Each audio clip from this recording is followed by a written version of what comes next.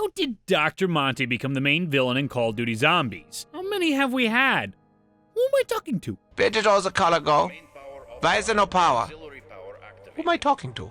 Players must be a bit confused on the Call of Duty Zombies story. I don't blame them.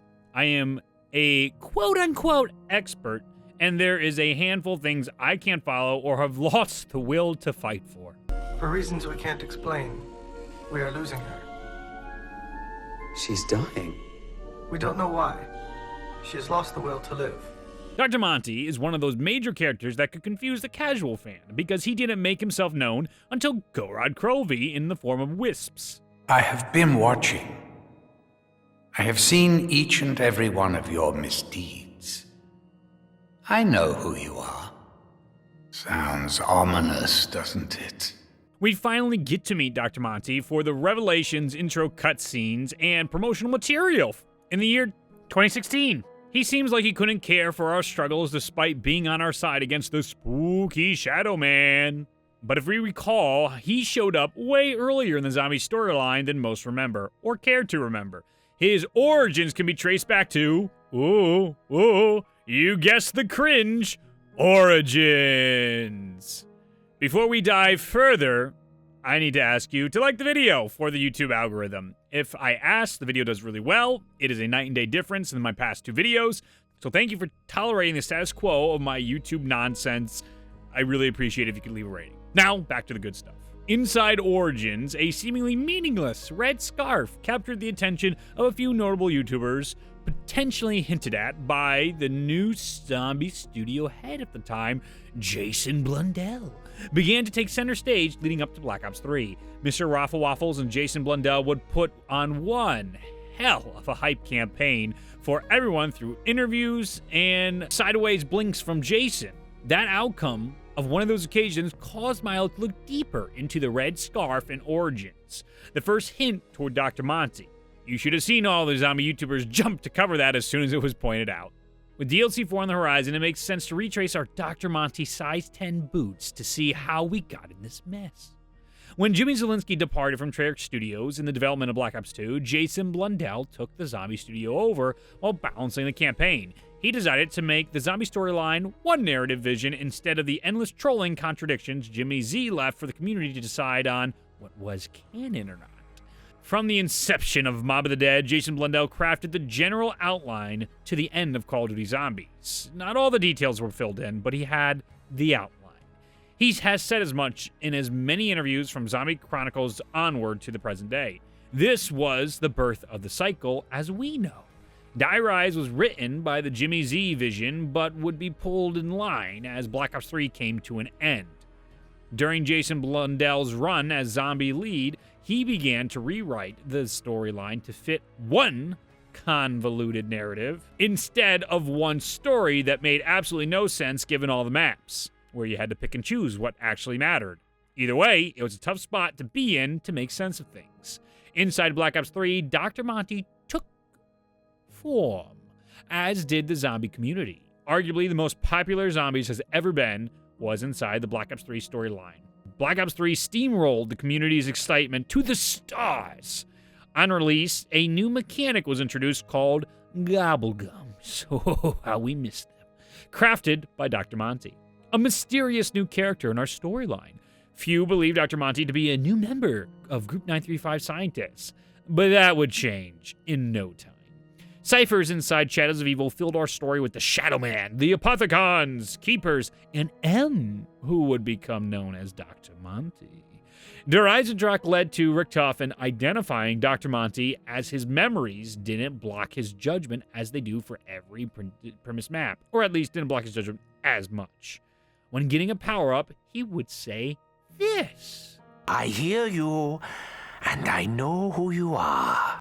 This caused me to make a video way back when hypothesizing that Dr. Monty was in control of all the drops in magic. By Gorod Krovi, we would have that confirmed. Vindication!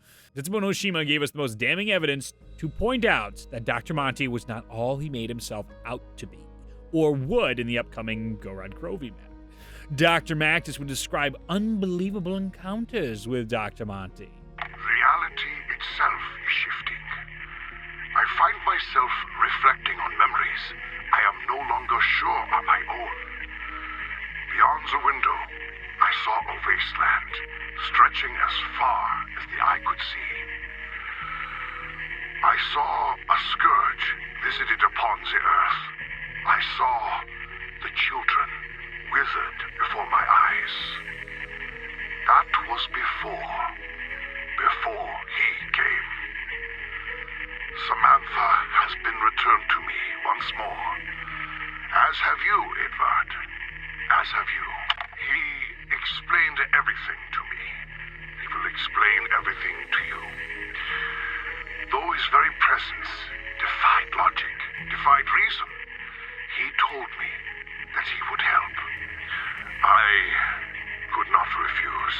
After so long in isolation, we had begun to believe that we were the only survivors of the catastrophic event that had shaped our lives. Supplies were beginning to run low, and I was forced to prepare for the worst outcome. Just as I feared that we were truly alone, just as I feared that the end was near, there was a knock at the door. You swore a promise to me, Edvard. It may have been a long time ago, but I am sure you will not have forgotten. You swore to follow my instructions, to comply with my every order. You swore to enact whatever plan I conveyed to you, all in the hope that we could overcome the chaos that we ourselves had created. You have kept your word. However much it pains my heart, I owe it to you to confess. I'm sorry, Edvard. I have withheld certain truths from you. The final radio was our first hint that Maxis was being used as a puppet by Dr. Monty. Take a drink every time I say Dr. Monty. His manipulation of the Primus crew is blown wide open inside Alpha Omega, but we mustn't get ahead of ourselves just yet, as Gorod Krovi proves to be one of the most important maps, and not because Treyarch finally acknowledged the crashing GK issue. Oh no, this map is the glue that holds Dr. Monty's plan together. Don't believe me? The plan he fed to Dr. Maxis was the same plan Richtofen was following the whole time. That's the same plan that causes the cycle to continue forever. Now, why would he do it? It is all dependent on Dr. Monty receiving the souls of our main characters. That gives him power over a group in ways we don't yet understand and possibly never will. But by completing Gorod Krovi, we lock in Dr. Monty's control. In return, he finally talks to us one-on-one without Richtofen muddling things up. Through the wisps, Dr. Monty begins to explain away everything that didn't make sense. The only problem is, how do we know what to trust? Inside Gorod Krovi, we hear Dr. Monty's quotes to test free will? I was wondering when you'd bring this up. They're from realities we've already closed off. They shouldn't be here. They can't be here. Such a paradox means you're putting my perfect world at risk. You guys and your bloody free will. What to do? What to do? Well, you certainly can't stay here. You could send us somewhere else. Somewhere we've never been. I suppose I could make a little corner somewhere in history. A place where I can dump some of the other shit that I've left over. Or I just wipe you from existence. What? That's something that should make you go, oh no. Revelation unloads hints, as the Shadow Man calls him Satan during his wisps. He's manipulated you. That's what he does. Dr. Monty is just one of the many names he's been known by. The Great Dragon, the Beast. Is this ringing any bells? Beelzebub, Lucifer, Satan, the Devil. On stage in Kino der Toten, we have hints showing zombies wearing Dr. Monty's red scarf and homeless man attire leading the Apothicons against Primus in the Great War. Looks just like him. It is getting awfully obvious at this point that something isn't right. Then we turn to the music videos, which are canon in whatever way Treyarch treats or interprets canon. They use it as a way to express more information than they could normally, according to Jason Blundell. But not everything is to be taken seriously. So who knows? Trust nothing. Zombies is a lie. YouTubers are the devil. Inside the Revelations director's cut, there is next to no gameplay of the actual map. Instead, we see loads of shots about the main characters becoming children when they are sent to the house. Then, at the end of the video, shows a disgusted or angry Dr. Monty looking at the kids trapped in his basement. Now that's not a fun line to read. It ends with Samantha looking out towards the summoning key, out in the universe, floating around, waiting for the cycle to start again. Oh, boy. Dr. Monty hasn't done anything publicly evil up until this point. He clearly isn't the bad guy like the Nazis were, or Group 935, then Samantha, then Richtofen and Maxis, and then the Shadow Man. So why go full heel turn in Black Ops 4? Well, it was all laid out that way from Mob of the Dead. This isn't close to Game of Thrones rushing, where the showrunners decided they needed all these characters to end in certain places because that's what the plot demanded, despite it not making sense. We were where we currently were in the storyline. Those cowards, they didn't even show up to the Comic-Con panel! Excuse me. But for Call of Duty Zombies, the foreshadowing was being built in for quite some time, and it was being built from Dr. Monty to be the bad guy by the end.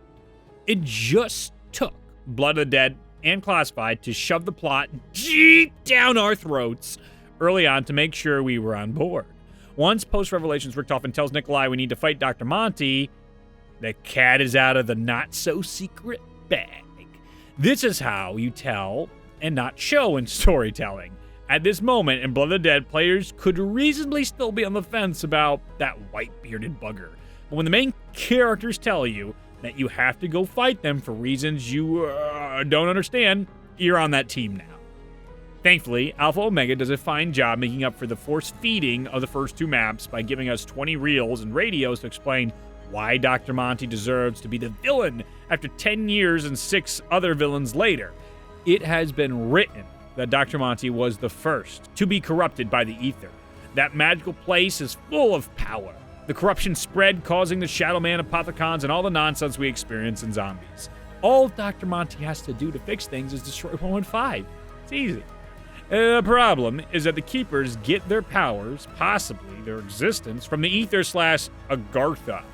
Destroying would set the universe free, but he would be a casualty. Instead of sacrificing himself, Dr. Monty keeps our characters in this horrible cycle to maintain power, safety, and comfort in his perfect world, manipulating our characters for eternity. When the cycle break happens during Mob of the Dead, Blood of the Dead, and Classified, all bets are off. Dr. Maxis is able to learn about Dr. Monty's intentions, causing him to send the children away pre-Gorod Krovi, where Monty's control cannot be solidified. In a panic, Dr. Monty tries to kill everyone in the house, including the children. Now, that's pretty evil, because they are the largest threats to his control. Eddie and Samantha touch the Aether. Both can wield powers to defeat Dr. Monty, we believe. Sacrificing his life, Maxis saves these children in hopes of a better tomorrow. That catches you up to the overall growth of Dr. Monty as the main villain. There are loads more to dive into with quotes from GK and Rev that show Dr. Monty actively working against our characters. When you go down in GK, you literally hear Dr. Monty pinning us characters against one another. Do you like Dr. Monty as the villain in Zombies? Let me know in the comments below. Subscribe and put notifications on for future zombie videos and content. We are on the last stretch to DLC 4 now. Thanks for taking time out of your day to watch this video. These videos are not possible without the generous support of our Patreon supporters. Consider supporting the channel through the link in the description. Have a wonderful day and be safe until I see you next. Bye.